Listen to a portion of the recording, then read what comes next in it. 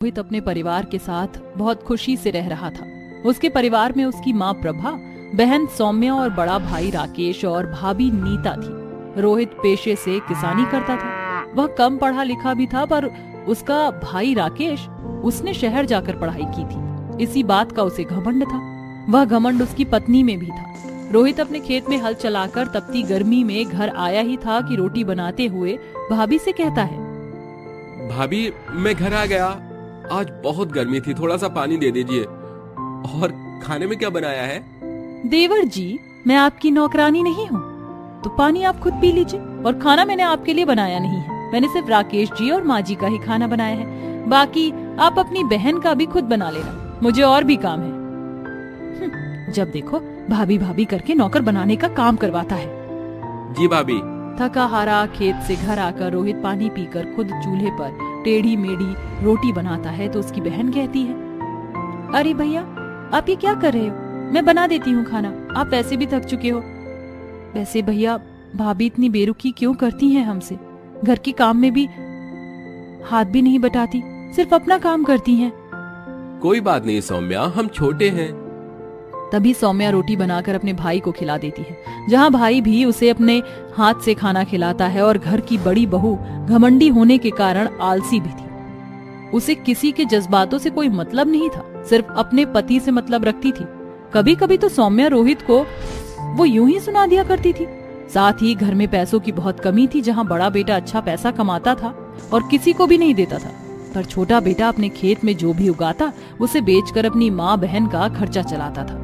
पर एक दिन उसके खेत की सब्जी के पेड़ पौधे सब खराब हो गए, यहाँ तक कि पसंदीदा बैगन भी। ये देखकर रोहित अपनी माँ की गोद में सर रखकर कहता है, माँ मैंने इतनी मेहनत करी थी, इसके बावजूद मेरे खेत में सारी फसल बर्बाद हो गई। अब मेरे पास पैसे भी नहीं है, क्या होगा? चिंता मत कर बेटा, तेरा बड़े भाई पैसे वाला है, उससे पैसे मांग ले और खेत में दोबारा खेती कर, क्या पता कुछ अच्छा हो जाए। मुझे नहीं लगता कि बड़े भैया पैसे देंगे, पर एक बार कहकर जरूर देखूंगा। आखिर सौम्या की शादी का खर्चा भी तो मेरे कंधों पर है, क्योंकि भाई ने पहले ही इनकार कर दिया। ये बोलकर रोहित अपने बड़े भाई राकेश के पास जाकर पैसे मांगता है। तभी वह तेवर दिखाकर कहता है, क्या बोला तुमने? मैं तुम्हें तुम्हारे खेत में उन पेड़ पौधों के लिए पैसे दूं? बिल्कुल नहीं। देखा, अगर आज तुम मेरी तरह पढ़ लेता तो गवार नहीं होता। खैर मैं किसी को एक फूटी कौड़ी नहीं दूंगा, और मैं यहाँ रहूंगा भी नहीं अब तुम जैसे गंवार लोगों के साथ। मैं और मेरी पत्नी शहर में रहकर शहर के तौर तरीके से जिएंगे। भैया आप जा रहे हैं, आप जानते हैं माँ की तबीयत बिगड़ी हुई है, फिर भी। मुझे कुछ नहीं पता, सब तुम ही करो, मैं तो चला। अगले 2 दिन में ही राकेश अपना सामान बांधकर पत्नी के साथ शहर की ओर रवाना हो जाता है। वहीं दूसरी ओर घर के खर्चे, माँ की दवाई, बहन की शादी को लेकर रोहित के मन में बहुत कुछ चल रहा था, क्योंकि कमाई का जरिया ठप हो गया था। वह दूसरी जगह काम भी करता है तो लोगों से काफी कुछ उल्टा सीधा सुनने को मिलता है। अपनी माँ बहन के पेट को पालने के लिए वह लोगों की सुनता है, फिर एक बार काम से निकाल दिया जाता है। ऐसे में परेशान होकर वह अपने उजड़े हुए खेत में जाता है, जहाँ उसके सारे पेड़ पौधे तहस नहस हो रखे थे। हे भगवान, आपने मेरे साथ ऐसा क्यों किया? इतनी परिश्रम के बाद भी मुझे सफलता नहीं मिली, न मेरी नौकरी रही। अब मैं अपने परिवार का ख्याल कैसे रखूंगा? उसके रोते हुए आंसू जमीन पर पड़ रहे थे। तभी जमीन से 2 जड़ निकलती हैं। एक बड़े से पेड़ का रूप ले लेती हैं, जो कि बैंगन का पेड़ होता है। दूसरी जड़ रोहित के पैर को पकड़ लेती है। तभी रोहित का ध्यान जाता है, ये क्या, मेरे पैर में ये जड़ कैसे बन गई? अरे अरे अरे, इसकी जड़ तो कहीं जा रही है, जरा देखता हूँ मैं। अपने पैरों में से वो जैसे जैसे जड़ निकालता है और धीरे धीरे उस जड़ की पहुंच तक पहुंचता है, तो सामने देखता है कि उसके खेत में एक बड़े से बैंगन का पेड़ है, जिसे देखकर वो कहता है, अरे मेरे खेत में सब कुछ उजड़ गया था, ये इतना बड़ा पेड़ कैसे आया? और इस पर तो बहुत सारे बैंगन भी हैं। रोहित चमचमाते बैंगन को देखकर 2 बैंगन तोड़ता है, जिसके तोड़ते ही वहाँ 2 नए बैंगन आ जाते हैं और अचंभित होकर कहता है, अरे बाप रे बाप, ये क्या, बैंगन तोड़ने के बाद दोबारा बैंगन आ गए? कहीं ये जादुई बैंगन का पेड़ तो नहीं है? तभी जादुई बैंगन पेड़ खुशी से झूम कर कहता है, तुमने बिल्कुल ठीक पहचाना, मैं एक जादुई बैंगन का पेड़ हूँ। तुम इतने हताश परेशान थे कि तुम्हारे आंसुओं से मैं पिघल गया और मेरी जड़ जमीन से निकलकर एक बड़े जादुई बैंगन के पेड़ में तब्दील हो गई। अब तुम जितने मर्जी चाहो इस बैंगन को तोड़ सकते हो, ये कभी खत्म नहीं होंगे, न खराब होंगे। इन्हें बेचकर तुम अपने घर की सारी स्थिति ठीक कर सकते हो। अरे सच में? मुझे तो यकीन ही नहीं हो रहा। मेरी मदद करने के लिए बहुत बहुत शुक्रिया। फिर रोहित जादुई बैंगन को तोड़कर अपने गमछे में रखता है। तभी पेड़ पर और बैंगन आ जाते हैं। जादुई बैंगन पेड़ का शुक्रिया अदा करके वो घर पर बैंगन ले जाता है। ये देखकर माँ और बहन कहती हैं, भैया इतने सारे बैंगन कहाँ से लाए? तुम पर तो पैसे नहीं थे। हाँ बेटा, बताना, अभी तक तो तेरे हाथ खाली थे, अचानक कैसे भर गए? माँ ये समझ लो भगवान ने हमारी सुन ली। मेरे खेत में जादुई बैंगन का पेड़ उगा है, जिससे अब हम अच्छी जिंदगी काटेंगे। सौम्या, तुम बैंगन का भरता और बैंगन के पकौड़े चाय के साथ बना दो। उसके बाद मैं मंडी में बैंगन का इतना सस्ता दूंगा कि पूरे बाजार में कोई बेच नहीं रहा होगा। इससे सभी लोग मेरे बैंगन खरीदेंगे। अरे वाह बेटा, ये तो बहुत अच्छी तरकीब है। कुछ ही देर बाद तीनों मिलकर बैंगन के पकौड़े का नाश्ता करते हैं। उसके बाद रोहित मंडी में ढेर सारे बैंगन लेकर बेचने के लिए निकल जाता है। बैंगन ले लो, बैंगन 10 रुपए किलो, सस्ते ताजा ताजा बैंगन ले लो। बड़े बैंगन, छोटे बैंगन, बनाओ इसका भरता, पकौड़ा, सब्जी, अचार। बैंगन बैंगन। अरे आप तो बहुत सस्ते बैंगन दे रहे हो, जरा 1 किलो दे दीजिए। क्या इतने सस्ते बैंगन? मुझे तो 2 किलो दे दीजिए भाई साहब। ये लीजिए आपके बैंगन। कुछ ही देर में एक एक करके रोहित के सारे बैंगन खत्म हो जाते हैं। वह दोबारा से जादुई पेड़ से बैंगन तोड़कर लाता है और मंडी में बेचता है। सस्ते के कारण फिर से बैंगन खत्म करके वह अपने घर लौट आता है, जहां उसकी पहली कमाई बहुत ज्यादा होती है।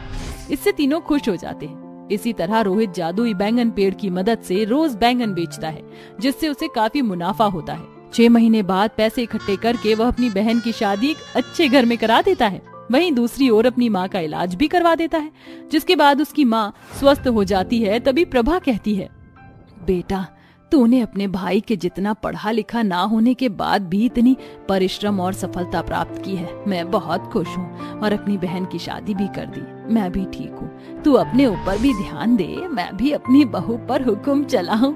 बड़ी बहू बेटों ने तो वो रूप दिखाया जो मैं कभी सोच भी नहीं सकती थी। क्या बोलूं माँ, आप ही कोई अच्छी सी लड़की देख लो जिससे मैं शादी कर सकूं। ठीक है बेटा। ये कहकर प्रभा रोहित के लिए लड़की ढूंढती है। वहीं दूसरी ओर रोहित जादुई बैंगन पेड़ से बैंगन को बेच देता है। उन पैसों से वह गरीब लोगों की मदद करता है और उन्हें भी खाने के तौर पर बैंगन बांट देता है। वह किसी को भी अपने घर से खाली हाथ नहीं भेजता था। शुभ मुहूर्त देखकर प्रभा अपने बेटे रोहित की शादी सुप्रिया नाम की सुशील लड़की से करा देती है, जिसके बाद सुप्रिया घर की सारी जिम्मेदारी संभालती है और रोहित एक अच्छा खासा व्यापारी बनकर खुशी खुशी रहता है। धामू बाजार में ठेले पर सब्जियां बेच रहा होता है। आलू ले लो, प्याज ले लो, टिंडे ले लो, हरी सब्जियां ले लो। आओ आओ भाई, आलू ले लो, प्याज ले लो, टिंडे ले लो। भाई साहब जरा आधी किलो आलू तो देना। हाँ हाँ बहन जी, ये लीजिए, अभी के अभी तोल देता हूँ। धामू आधी किलो आलू तौल देता है और उस औरत को दे देता है, जिसके बाद वह बाजार में ठेले को यहाँ से वहाँ ले जाकर लोगों को सब्जियां बेचता रहता है। इसी प्रकार उसका रोजमर्रा का खर्चा चल रहा था। शाम होते होते धामू कमाए हुए पैसों में से कुछ दवाइयाँ खरीदता है और घर को लौटने लगता है। अरे भाई, रात हो गई है, मेरी पत्नी और मेरे बच्चे मेरा इंतजार कर रहे होंगे। धामू जैसे ही घर पहुँचता है, उसकी तीनों काली बेटियां घर में साफ सफाई और खाना बना रही होती हैं।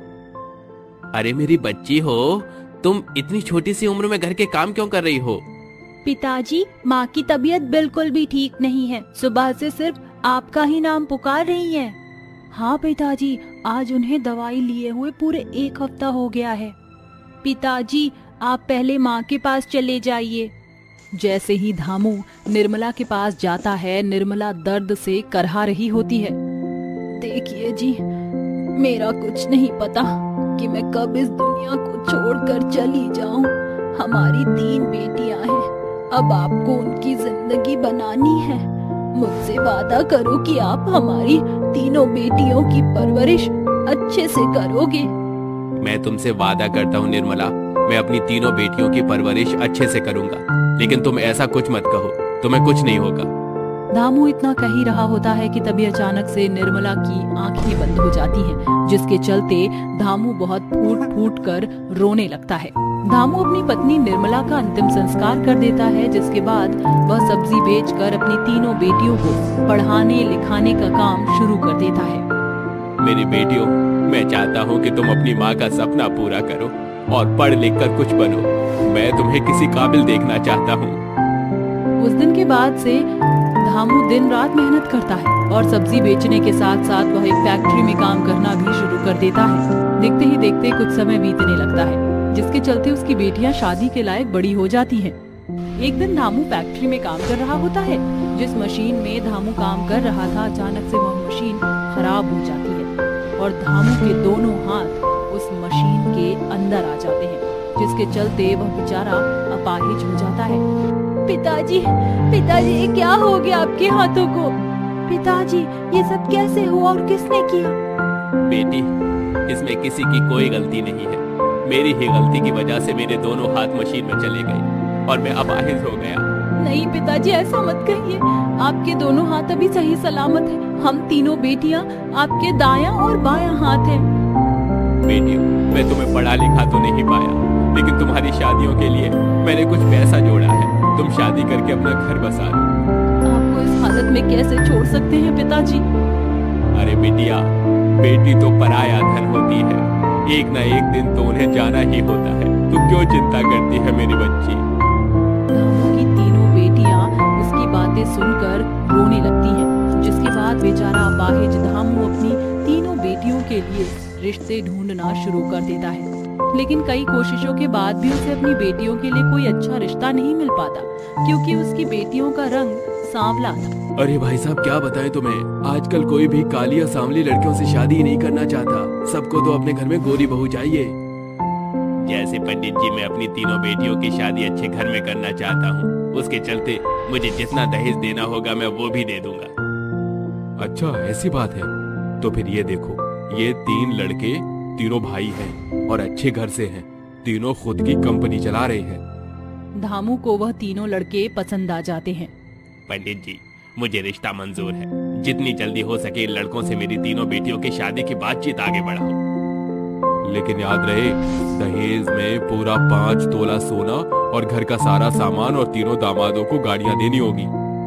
धामू दहेज के लिए तैयार हो जाता है, जिसके बाद वह उन तीनों लड़कों से अपनी तीनों बेटियों की शादी कर देता है। शादी के बाद जब वह तीनों अपने ससुराल में आती हैं, तो घर पर आए हुए मेहमान उन्हें देखकर कहते हैं, अरे जरा देखो तो सही, विमला की बहू कितने सांवले रंगत और काले चेहरे वाली है। हाँ बहन, तुम सही कहती हो। ऊंची दुकान, बेके पकवान। जितने ये अमीर हैं, उतनी ही इनकी बहू काली है। तभी वहाँ विमला आ जाती है। मैं बहुत देर से सोच रही थी कि पूरी पार्टी में ऐसे लोग कहाँ चले गए जो अपने मनोरंजन के लिए लोगों का मजाक उड़ाते हैं। देखा, मैंने तुम्हें ढूंढ लिया। तो मेरी बहुओं का मजाक उड़ाकर तुम्हें कैसा लगा? हमने तो वही कहा जो सच है। अच्छा, ऐसी बात है तो फिर तुम काली क्यों हो? अरे काला होना कोई पाप नहीं है। ये तो ऊपर वाले ने ही 2 रंग बनाए हैं और मुझे तो मेरी बहू बहुत सुंदर लगती है। विमला की बात के आगे कोई कुछ नहीं कह पाता। वहीं विमला की तीनों बहू ये सब सुनकर बहुत खुश होती हैं। लेकिन शादी के बाद सभी फंक्शन के बाद विमला अपनी बहुओं से कहती है, देखो, इस घर के कुछ कायदे और कानून हैं। हमारे घर की बहू बाहर नहीं जाती। जो चाहिए उसे इस घर में ही मिल जाएगा। बाकी के नियम धीरे धीरे सीख जाओगी। ये कहकर वो वहाँ से चली जाती है। अरे, मुझे तो लगा था कि हमारी सास बहुत अच्छी है, लेकिन ये तो बहुत सख्त है। लेकिन हम तीनों को अपनी माँ का और अपने पिता का सपना भी तो पूरा करना है, और उसके लिए हमें पढ़ाई के साथ साथ बाहर भी जाना होगा। ये सब कैसे होगा? तीनों बहनों को अपनी माँ का सपना पूरा करना था, जिसके चलते वो अपने ही घर में छुप छुप कर पढ़ाई शुरू कर देती हैं। जब रात के समय घर के सभी सदस्य सो जाते हैं, तब तीनों बहनें अपनी किताब निकाल कर पढ़ाई शुरू कर देती हैं। देखते ही देखते वह तीनों बहनें पढ़ाई करके कुछ न कुछ बन जाती हैं। निशा डॉक्टर की पढ़ाई पूरी कर लेती है, आयशा वकील की और राधा कलेक्टर की। जिसके बाद वह तीनों अपने पिता के पास जाती हैं। पिताजी, देखो, मैं वकील बन गई और मैं कलेक्टर बन गई। देखो पिताजी, मैं भी डॉक्टर बन गई। आपका सपना हम तीनों बहनों ने पूरा कर दिया।